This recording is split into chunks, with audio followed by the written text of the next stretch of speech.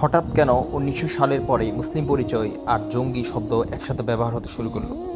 এর পেছনে এক নম্বর কারণ হচ্ছে ঔপনিবেশিক আগ্রাসন ও মুসলিম বিশ্বের পতন। ১৮৫৭-তে ব্রিটিশরা ভারতের শেষ মুঘল সম্রাটকে সরিয়ে দেয়। অটোমান সাম্রাজ্য ধ্বংস হয় প্রথম বিশ্বযুদ্ধে। এরপর মুসলিমরা হারায় রাজনৈতিক ঐক্য।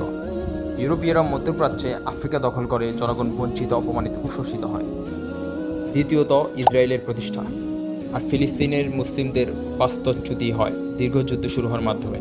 অনেক মুসলিম তরুণ মনে করতে থাকে পশ্চিমারা মুসলিমদের শত্রু।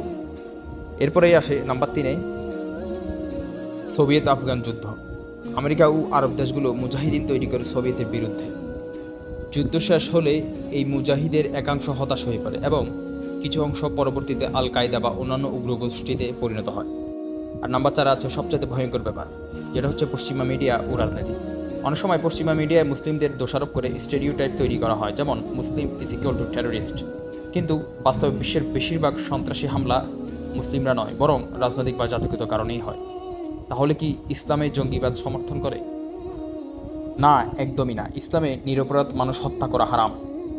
যেমন সূরা আল মাইদাতে আছে, যে কেউ একজন নিরপরাধ মানুষকে হত্যা করে সে যেন পুরো মানব জাতিকে হত্যা করল। সুতরাং বন্ধুরা, ২০০ সালের আগে ইসলাম বা মুসলিমদের সঙ্গে টেরোরিজমের কোনো সম্পর্ক ছিল না। রাজনৈতিক ফায়দার জন্যে এসব আজকের বিশ্বে দেখা যায়। আর কিছু উগ্রবাদী তো অবশ্যই আছে।